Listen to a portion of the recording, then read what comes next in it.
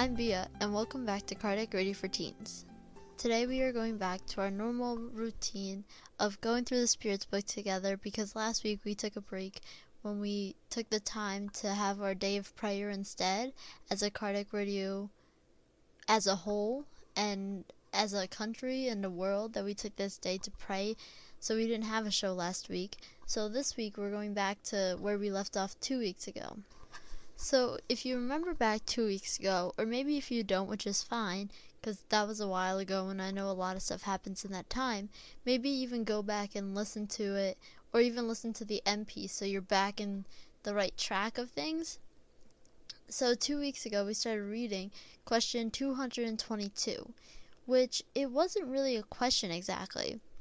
It was just kind of the spirits ranting on, and they were just kind of explaining stuff to us, but there wasn't the typical format of Allan Kardec asking a question and then the spirits answering. It was just kind of the spirits just going on and on talking.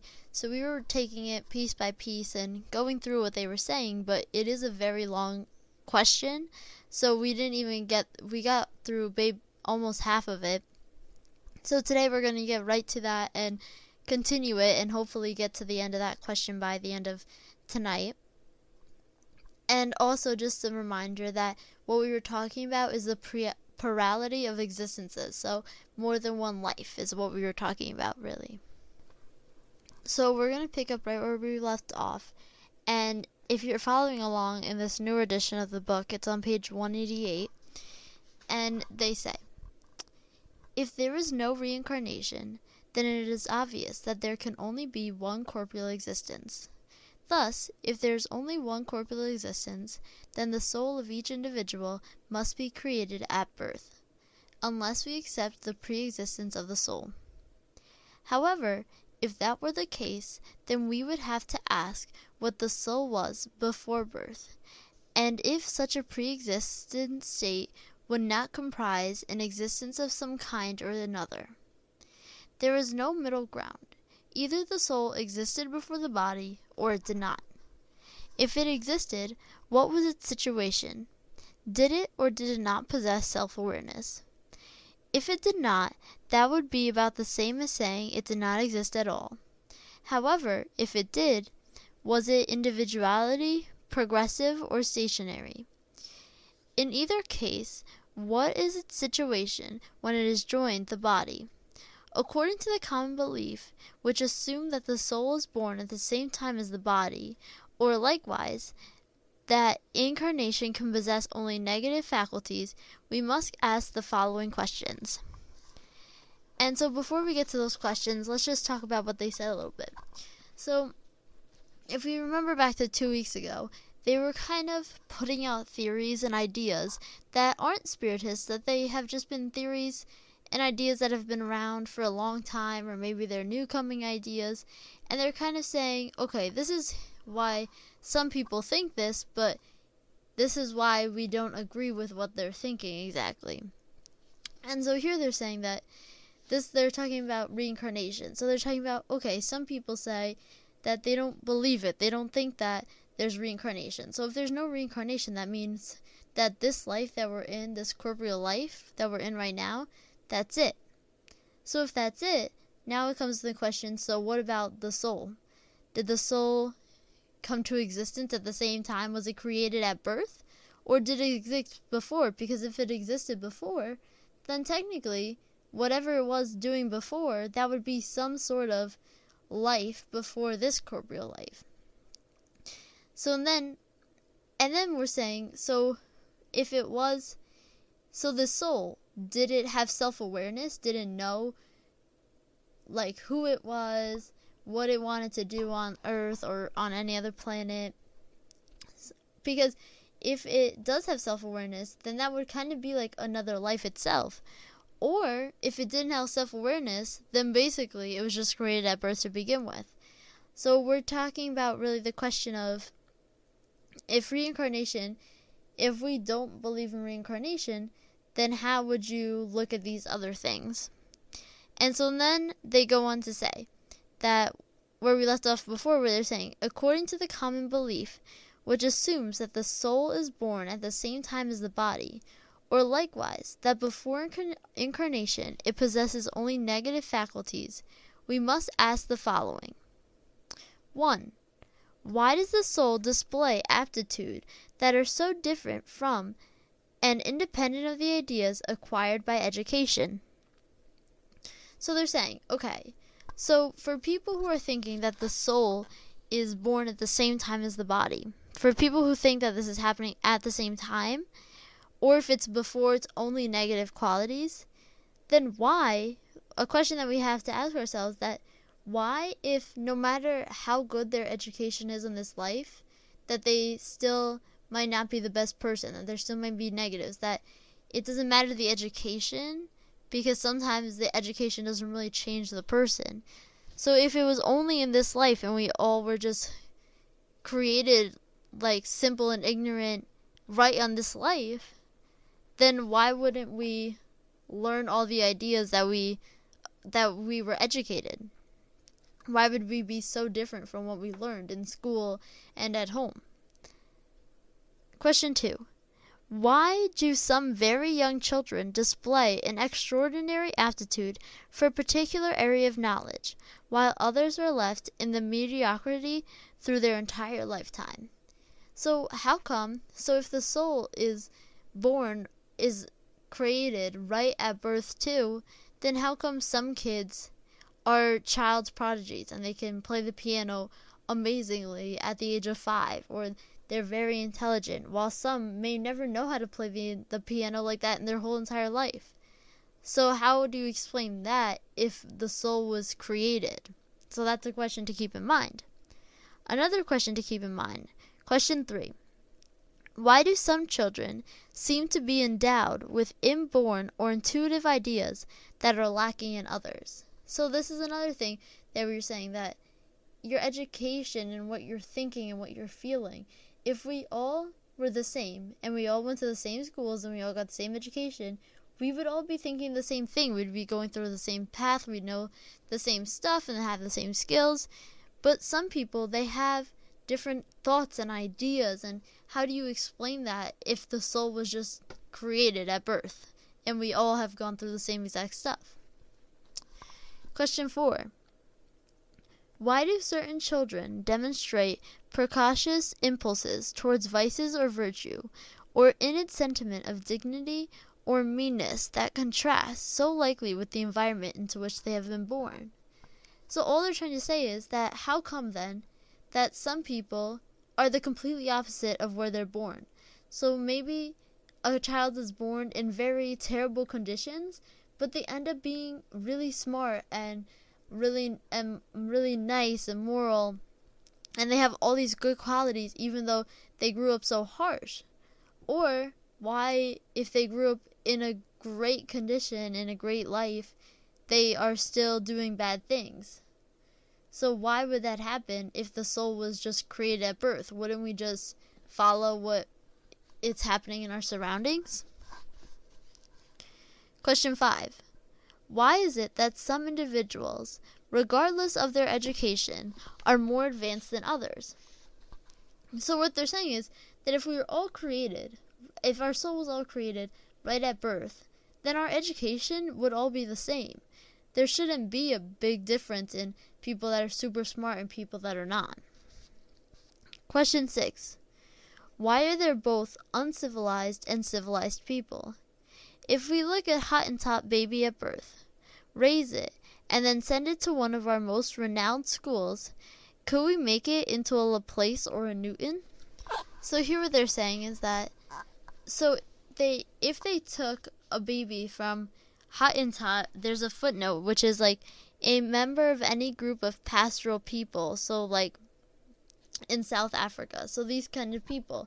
So if we took a baby and raised it and then sent it to one of the best schools, could we make that baby into a Newton or a scientist or a mathematician or one of these people that can make a great impact? So that's another question to keep in mind. So then they continue. We would ask what philosophy or theosophy might solve these problems. either souls are equal at birth or they are not. That we cannot doubt. If they are equal, why are there such different aptitudes? One corresponds that it depends on the physical organism, but in that case, we would have a monstrous and immoral doctrine. So what they're saying right here is that, there's two options really. The soul was created at birth, or it wasn't. But if it was created at birth, then how come we're not all the same? How come we're not all equal? And if it depended on your physical body, then that wouldn't really be fair to people who have worse conditions than others. One can respond, that we already won that. Human beings would be no more than a machine, the whim of matter. They would be responsible for their actions, since everything could be attributed to their physical imperfections. However, if souls are unequal, then it is because God created them so. Then we must ask, why is inborn mental superiority granted to some and not to others? Would such favoritism be consistent with the justice and love that God grants to all creatures equally? So now here they're saying that, so we know that God is just and good and he doesn't have favorites. So if he doesn't have favorites, and we said that that the soul's created at birth, then how come he gave some people a lot of intelligence and some people very little, or some people disabilities and some people none? So why would that wouldn't be fair if we were all just created at birth and he just was kind of picking and choosing who got what. So how would that make it seem that God loves us if he's just picking who gets what? And then they continue. On the other hand, if we admit to a succession of prior and progressive existences, everything can be explained. So now here they're saying, but if we understand that there is something before just this life, that the soul wasn't created at birth, that there was something before it, if we believe in that, then everything is explained. There's no questions that we are asking. There's a clear-cut answer, and we know. At birth, individuals bring them the intuition of what they have already acquired.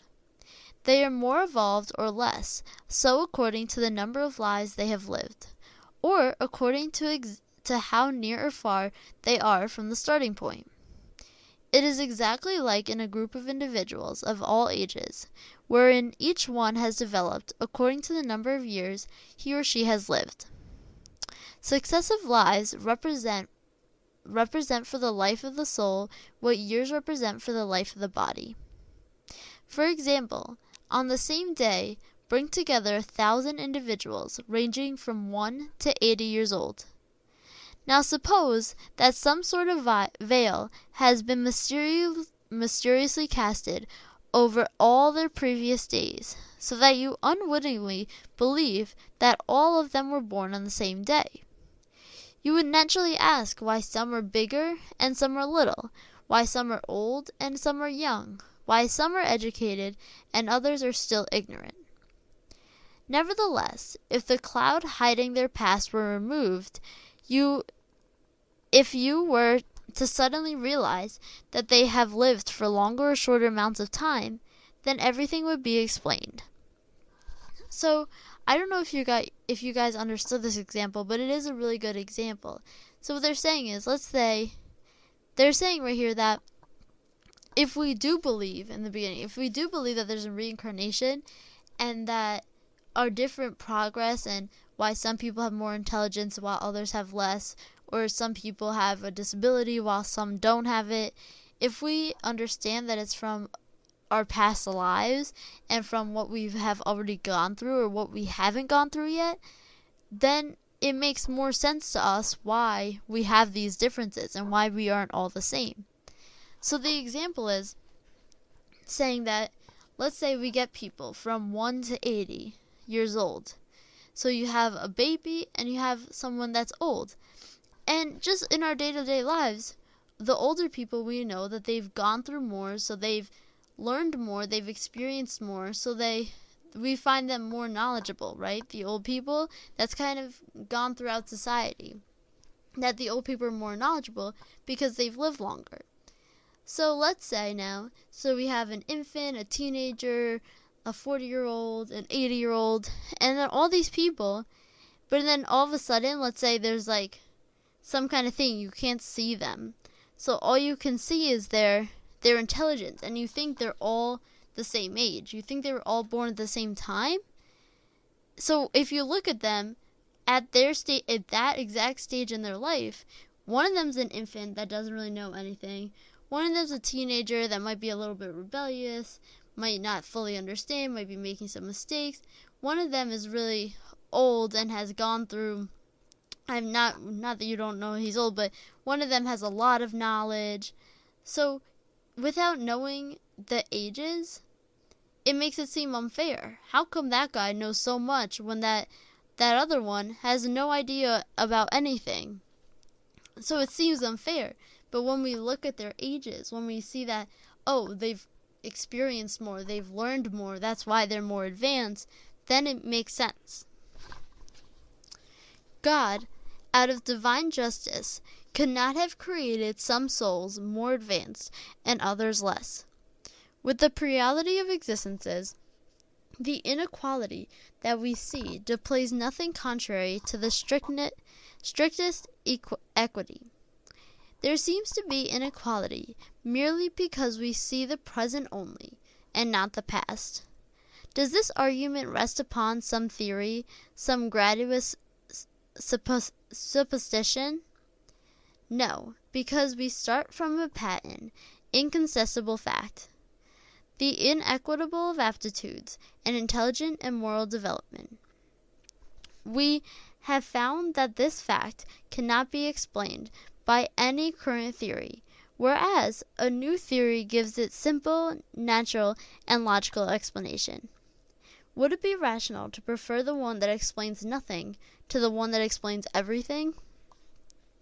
So what they're saying here is that we can see that there's more than one life, that there's more than one existence, because that we know that this inequality in people and these differences can't be because God was mean and he just made us different. We know that God is loving. So if we see these differences, we know that there must be something more behind it than we're just thinking of right now. We're not looking at the past. We need to look at the past. And so they're saying, so why don't people think of this? Why are people still stuck in the old theory where nothing is really explained and there's a lot of questions still to ask, when this theory right here is showing you everything? And then they continue. Regarding the sixth question, it will doubtless be stated that Hottentots are less advanced. But then we will ask, are they or are they not humans? If they are human, why would God have denied them the privilege granted to Caucasians? If they are not human, then why try to make them Christians? The Spiritist doctrine is much more encompassing than all of that, because it reveals that there are not several species of human beings, but only humans as a whole. Their spirits are at different stages on the scale of advancement, but they are all disposed to continually evolve. Is this not more in harmony with the justice of God? So they're saying that, how come then that we would say that some people are just less fortunate, and they say, oh, that we consider them a different, it's like we consider them a different species, but they're not. We're all humans, and we're all really the same. So why would God have granted Caucasians some privilege but not the others? And so we can't, and of course we know they're humans too. So this is the Spirit doctrine. We're encompassing everyone. We're not talking about a specific group that's going to be benefited. It's for everyone, all humans. And it goes for everyone, that we're all evolving at our own rate. And what's going through right now is because of previous lives. It's not because of, like, sometimes we see stuff in our lives and we're like, why is this happening to me? I didn't do anything wrong. Maybe not right now, but in your past that you don't remember you did. And it continues. Heretofore, we have considered the soul according to its past and its present. However, if we consider it with respect to its future, we will encounter the same types of problem. And so then they go to ask more questions. So they said, so up until now, we were talking about the past and the present. So we're talking about right now and before. But what about the future? When we're talking about the future, then we come up with the same sort of problems. So then they put more questions that we start asking when we start thinking about the future of spirits and the soul. So question 1. If the present life is decisive for our future destiny, what will be the respective position in the future life for those of less advanced cultures and those of more highly advanced cultures? Will they be on the same level or divided regarding their eternal bliss? So, many theories believe that once you die, there's going to be some sort of place that you go to, an eternal bliss. Most people believe that, and it might all be a different type of eternal bliss, such as heaven, or there might be different ways, but in reality, a lot of beliefs think of this after death state. So, would it be fair? So they're saying that, okay, so if people live in different places, if someone lives very wealthy and they have a good life and they do good things, say they have a lot of money so they can help a lot of people, so if they have a better life, so then that makes them, if it seems that they are better people, would it be fair for those people to have more happiness than those who were really poor and didn't have the chance to help? So that wouldn't really be fair for them to have different levels of happiness based on what they had on earth. Question 2. Will those who have worked their entire lives to improve themselves be on the same level as those who have remained undeveloped, not due to their own fault, but due to either the lack of time or the ability to improve themselves? So then he said, maybe someone was really, really trying to improve themselves, but even though they were really trying to improve themselves, they're not really close to perfect yet. But some people, even though they were a little more ahead than that person, they didn't work at all. They just kind of sat there and did nothing. So, would it be fair for those people to be on the same level of happiness afterwards for eternal bliss? Question 3. Are those who have practiced evil because they were unable to enlighten themselves liable for a state of affairs that did not depend on them? So, just because they practiced evil because they weren't able to learn yet. They just didn't pass that trial yet that they needed to. So, for everything that happens that maybe depended on one thing that they did, are they responsible for all that? 4. Efforts are made to enlighten, moralize, and civilize people. But for everyone who becomes enlightened, there are millions who die every day before the light is managed to reach them. What is their fate? Will it be treated as reprobates? If not, what have they done to deserve to be in the same plane as others? So, we are really lucky to have the Spiritist doctrine, and even other people that they have their religions or they're learning and they're trying to improve themselves, even though it might not be exactly in Spiritism.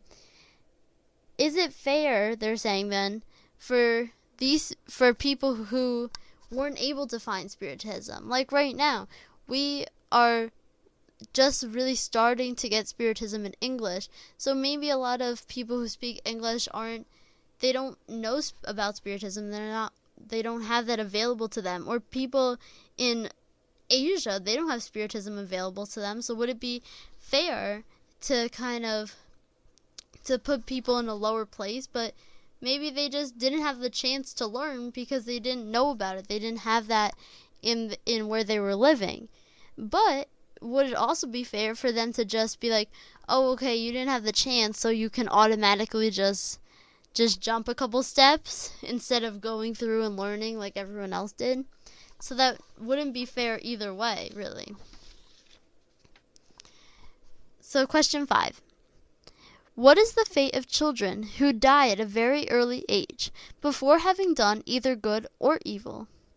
If they are among the elect, why are they granted such a favor without having done anything to deserve it? But by what privilege have they been exempted from the tribulations of a full life? So they're saying that, so children who they die super young, and so they didn't really have a chance to do anything good or bad. But why are we automatically going to make them perfect just because they died young? They didn't have a chance to do anything good or wrong, so why does that automatically make them good? So that also is an unfair example. So then they continued. Is there any doctrine that can solve these issues? However, accept the existence of successive lives, and everything can be exclaimed in the conformity with God's justice. What we are unable to accomplish in one existence, we will in another. Thus, no one can escape the law of progress. All will be rewarded according to their true individual merit, and none will be excluded from the supreme bliss to which they aspire, no matter what obstacles they may have encountered along the way. So that's where we see that Spiritism explains this. We see this. We know that God is just, and we're going to keep going. There's going to be more lives for us to keep going. So, like we're saying, the children who die at a young age, that was something that they had to learn, or maybe even their parents and their surrounding family had to learn. And then in their next life, they're going to come back and they're going to continue learning. And we're all going to be able to get to that happiness, that supreme bliss, that perfection. We're all going to get there, but we're also all going to go at our own pace, and we're going to deserve what we deserve. We're going to get what we deserve. If we deserve to move on to another trial, then we will. If we need to stay there for a while until we perfect it, then we will. So it's going to be on true merit, true stuff that you did to really improve yourself. There's still a few more pages left in this question, so we'll leave off there for today. And I hope this wasn't too hard to understand, because this is kind of what we've been talking about all along, and the spirits are kind of wrapping it up and putting it all together and showing us how this truly makes sense. So I hope it's not too confusing for all of you. And before we leave off today, I'd like to read our message from the Daily Book of Positive Quotations for today's date, April 25th. This one is titled Victory and Defeat. More people are ruined by victory, I imagine, than by defeat. Eleanor Roosevelt. Bad losers are hard to take, but not nearly as hard to take as bad winners. If we assume that we are somewhere better than everyone else and more deserving of victory, we can turn victory into disaster. Maybe we did pay our dues and work hard, but there is always some luck in every victory. For all we know, our opponents worked even harder than we did. Remember this: defeat has a way of focusing thought and motivation. If we don't learn from our victories as much as we learn from our defeats, we might not be so lucky next time. I like to win, and it's okay to celebrate when I do, but I must remember that winning doesn't make me better than others.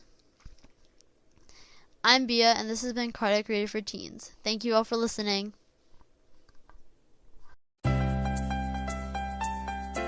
This has been Cardiac Radio for Teens. Thank you all for listening.